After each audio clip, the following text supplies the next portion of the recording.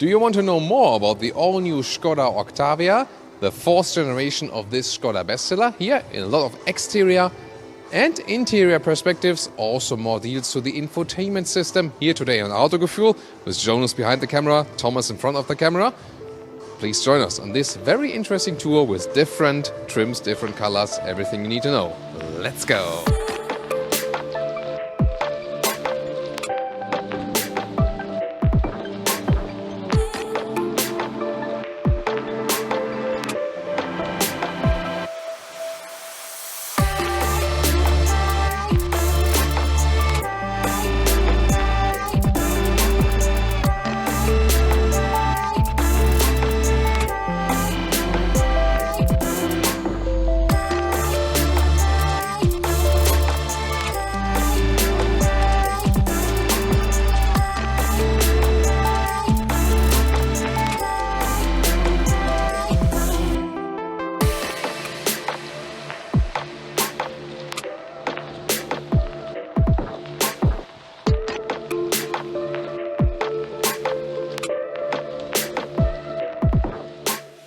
Please subscribe to us if you haven't done so far, and thanks to all long-term subscribers. By the way, Brian has already reviewed this new Octavia in the studio with different trims and colors. You should also check out that video later and see how Brian's perspective is. Now today, my perspective here at the live premiere event. As always, live on tape right here. In the front, the new Octavia right here. Yeah, finally they skipped this split headlamp unit. Yeah, in the recent facelift, they had a split right there and everyone's like, what? Why? Now it's finally solved again. So one headlamp unit that goes all the way through and it's also looking just wider. It will start already with LED parts. And then option you can get the matrix LED also for elaborated high beam function and also with the cascading turning indicators. And also this new wider front grille as well. A little bit bigger stance on the road. And indeed, dimension wise, the new Octavia is a little bit wider, a little bit flatter and also a little bit longer. Just a little bit each, so no revolutionary change, rather than evolution, but in the front definitely has a sporty look, also with those accentuations here on the hood. And we also will show you some more colors here today. And here again another front look at a different color, where you can also see the daytime running light, which are on now. So with this two-element design, and I'm really glad that the front grille and the headlamp unit is now one unit. This looks so much better than in the recent predecessor after the facelift. What's your take on that? 4.69 m, 15'4" or 185 inches is the length, and it's just a slight increase by 2 centimeters or 1 inch. And that means it's 41 centimeters or 16 inch longer than the Volkswagen Golf in the new generation, or 8 centimeters or 3 inches shorter than the Volkswagen Passat. So this has always been the Skoda scheme, that they actually put their cars between the other cars in the segment. So this one here is still on the Golf platform, but it's really way longer than the Golf and offers even more space. And that's what has been making this car so successful, also price performance wise. There will be new wheels available. Those ones here are the 18-inch aerodynamic wheels, so they look really futuristic, and here also fitting to the IV, this plug-in hybrid, to make it a little bit more efficient even. And they have really worked on the aerodynamics of this car. This one here, they say, is now the most aerodynamic car in this very segment. And here the Combi still has this, typical shape. It's a little bit flatter, so it looks a little bit more agile than before, but still quite upright windows. The main design on here above the door handles. And the increased wheelbase will also have an effect on the interior legroom, I can promise to you. We can check that out together very soon. And there's still, of course, the Sedan available. You've already seen the Sedan in some of the intro shots that Jonas has shown to you. The Sedan, of course, is somehow more elegant, maybe, but some also just prefer design-wise the Estate. So please tell me, which one would you go for, the Estate or the Sedan, actually? So, and before we come to the rear of the car, another side perspective here with the silver Combi. This one also features the new biggest 19-inch wheels, so pretty amazing it looks like. How will it be as for the comfort? That's also a tough question. Let me give you some suspension information. So later on there will also be the RS version again, 50 millimeters lower than the base suspension, and there will also be the Scout again, 50 millimeters higher. And if you pick the optional DCC, dynamic chassis control, that's the adaptive suspension, always goes 10 millimeters lower, but not, to make it just sportier or something. This one is As it always is, the DCC is always a little bit lower and then adapts to the situation, so the DCC will always be more comfortable than the standard suspension, definitely. So I think I would also still advise you to opt for the DCC if you go for some of the options. And the rear really looks way sportier than before, here with those new tail lamps, also with LED technology and horizontally drawn. Then the big Skoda lettering right there. And I'm really glad that they did not go for any fake exhaust as for the design in the lower end, so a pretty clean design overall.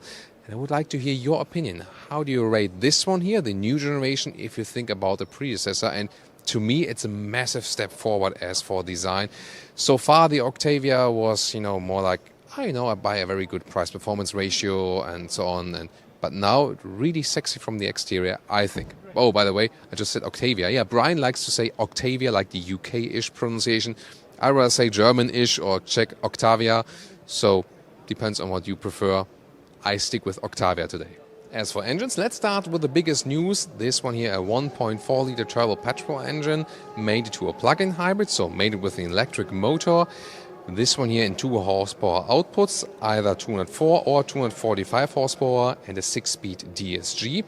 Battery 13.3 kilowatt hours and charging up to 3.6 kilowatts. Then there's the diesel side, 2-liter TDI, 115, 150 or 200 horsepower. The latter two ones also with all-wheel drive.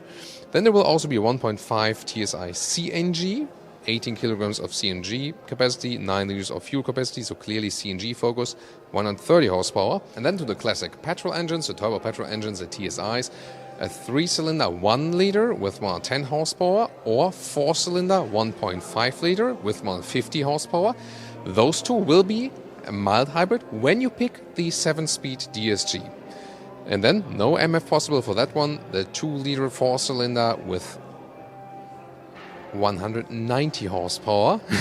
That one also with a 7-speed DSG possible, but that one no MF and new shift-by-wire DSG. There are simply clever features here under the hood. So here for the wiper fluid, you see here, it's easier to fill in. So yeah, I think it's a very interesting solution, so you don't spill the water all over the place. We also seen it in the recent smaller Skoda models, but here also introduced for the new Octavia.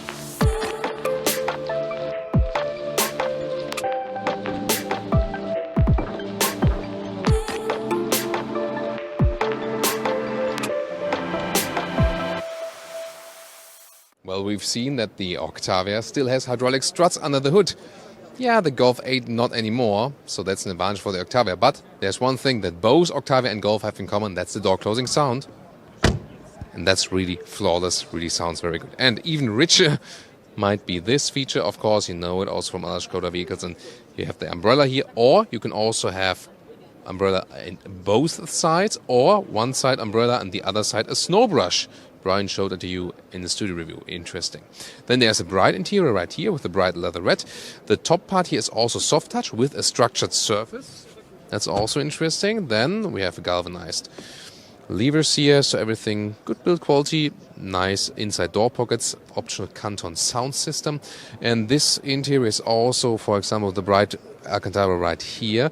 There is also a fabric surface available that also looks quite fancy, like a gray fabric surface. Then it will still start with analog gauges. Those ones are the optional 10-inch digital instruments. This is one news. Then there's also a head-up display unit. You can already see it right there, this box. And it will directly be transported into the windscreen. This new steering wheel is also completely new. Has a hole right there. And then, for example, here the metal knurling knobs. Heated steering wheel is available too. And then you can control the digital instruments with the right side, for example. Then different seats are available. You can get the base seats with a fabric. Then there are, for example, also those Alcantara surfaces available. There will also be a sport seat with integrated head restraint with a so-called thermoflux material. This one will be breathable. Probably these seats to go for. Not here today, but I will keep you updated on those. And then there's also an optional animal skin Ergo Active. Ergo Active it's called at Volkswagen, but there's a new Ergo seat that is either coming with animal surface when you want the seat cooling. Other than that, you can also get the new Ergo seat with a fabric surface. That's also possible. And the cool thing about this interior is it does not only feel like a compact size vehicle, not even mid-size, maybe even larger, because it's so roomish in here in the front especially. And I'm 1m86 or 6'1", and I can find a perfect seating position, and it really rather feels like an upper size vehicle. So here, steering wheel with a manual control like this. Also soft touch surface here for the top dashboard, again with a structured surface. So they really paid attention to the choice of materials right there. And when I sit right here, have the seat set like I would be driving, approximately like this. Well, headroom still leaves some right there with 1m86 or 6'1". There is a panoramic roof built in here. You can, of course, also go without one if you want more head clearance. And interesting is also that you can slide it open like this. Like, there's no real button here.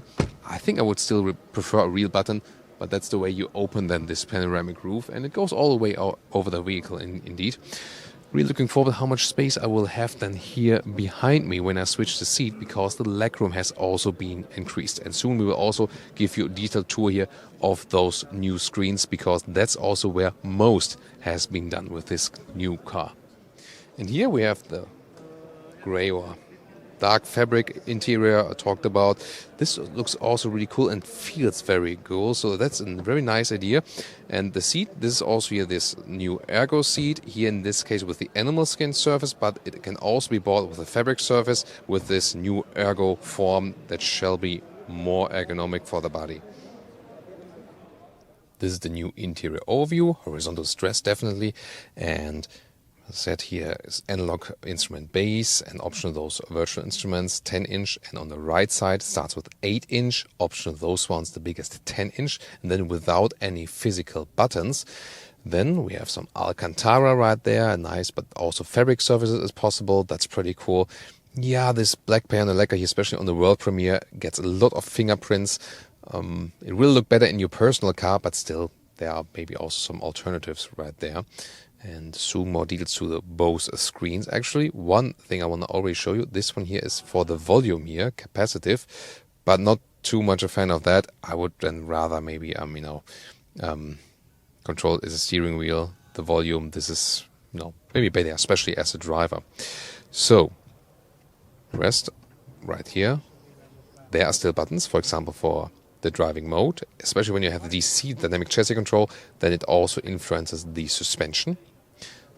Vents, then lower part, this is an inductive charging platform for your phone, but you can also use this USB-C device here. And then this is new, the DSG shift by wire, so no mechanical link. That will especially help when you go from D to reverse and back again. So this is faster than you can, cannot make anything wrong, all electronical. And well, as some kind of haptical feedback definitely, and for P, just for the parking. Then also electric handbrakes, so this unclutters the interior. Then there are adaptive cup holders right there. This one, by the way, is a new slim car key, which is the same as for the Volkswagen Golf 8, just with the Skoda logo here. And then we have this armrest here, which is very well attached, and some more space underneath. Now the top 10-inch infotainment up close. Here you can change the temperature.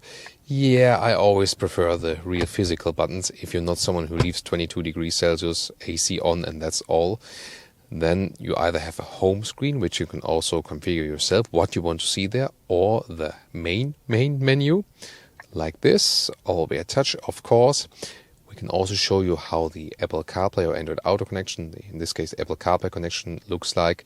Will also be available wirelessly and is also very well integrated just over the whole screen. And then you can always go back. Also Bluetooth connection is still the same. And then we go to the navigation right there with a nice visualization. And yeah, it depends also, on the internet connection, how responsive it is at the moment. Right there. There will also be frequent map updates included when you buy this vehicle. That's also an interesting decision, definitely.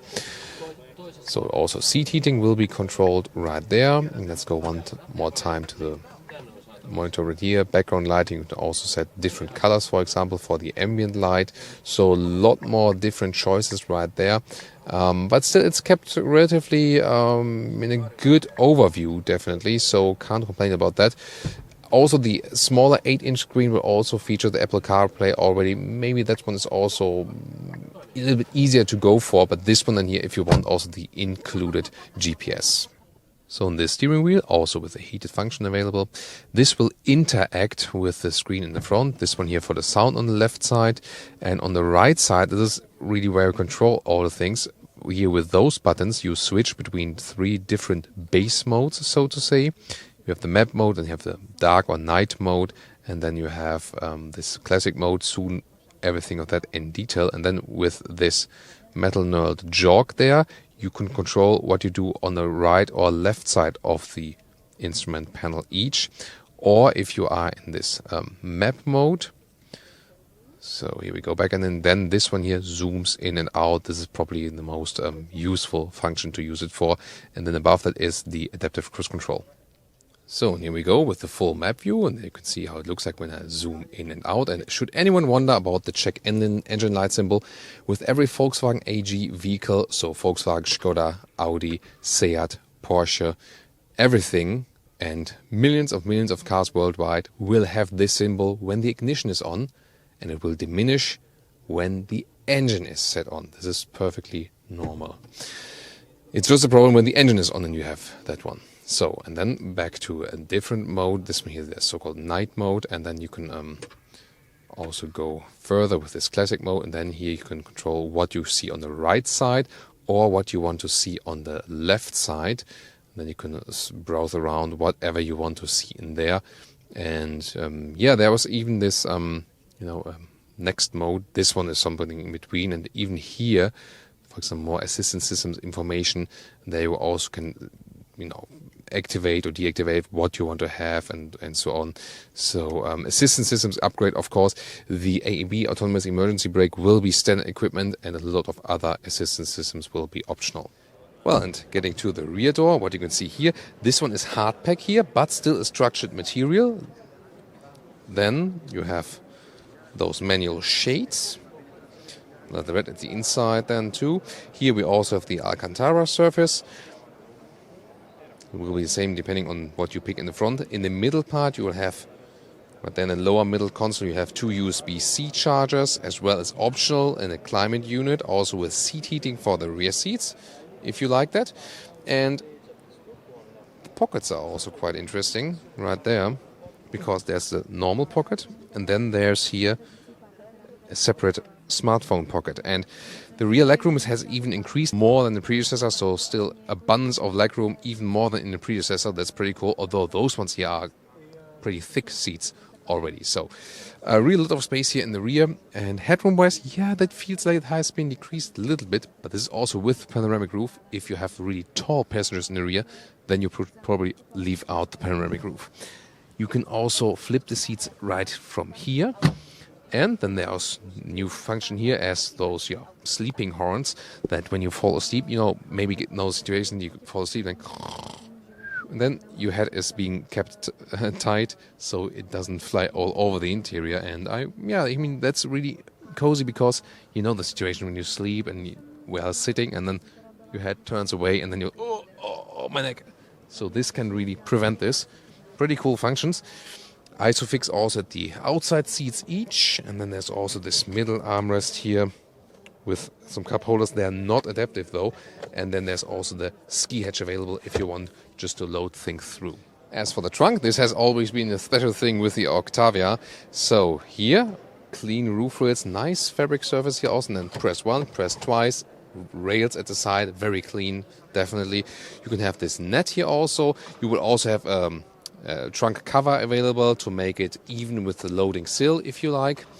So in this case I can also remove the net if you like, and then I can show you underneath.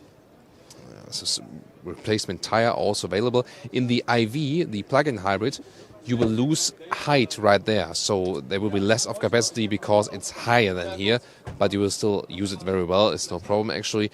And this one here, now either 600 liters in the Sedan or 640 liters here in the Combi. This is 30 liters more. But if you flip the seats, which we cannot do at the moment because there are people inside, well, we could still try.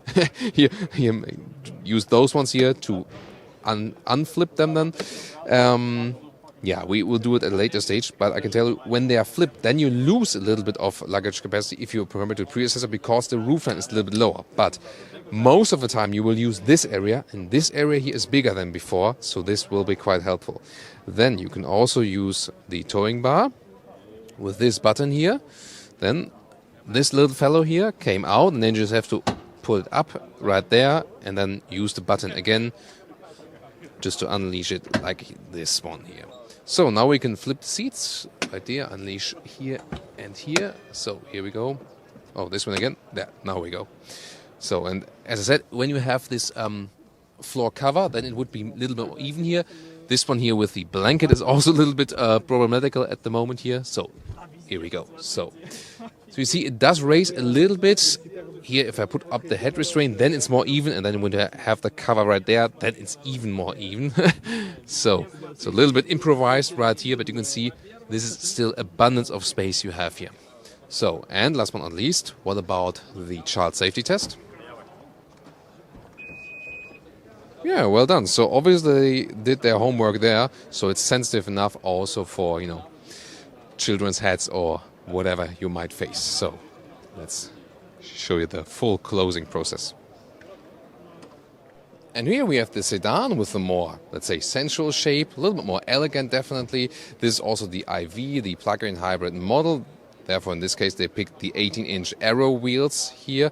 And I really like it from design. It looks really stylish, definitely. Again, with a strong design and here above the door handles. Of course, just a more fluent line right here. And it's not really this very classic sedan shape. It's more a fastback shape, I think.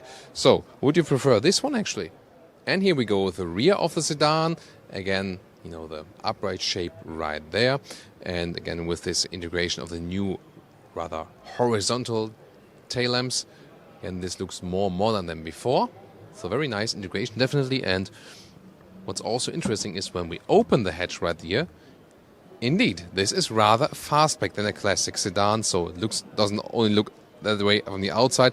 Even you can see this is a very easy access into the trunk. 600 liters here instead of 640, so not a big difference. Of course, you lose a little bit of height right here in this area. Other than that, this one is, yeah, one of the most well-usable sedans, trunk-wise, definitely. Here also some space for the cables. And, I mean, this is here the PHEV, so you lose a little bit of trunk height, but you see, this is also, you can still very well live with that, you know. So just a little bit loss in height, but that's it. Absolutely fine. And of course you can also flip the seats here with the sedan, and you have the same length also in the overall. Well, and headroom test here in the rear.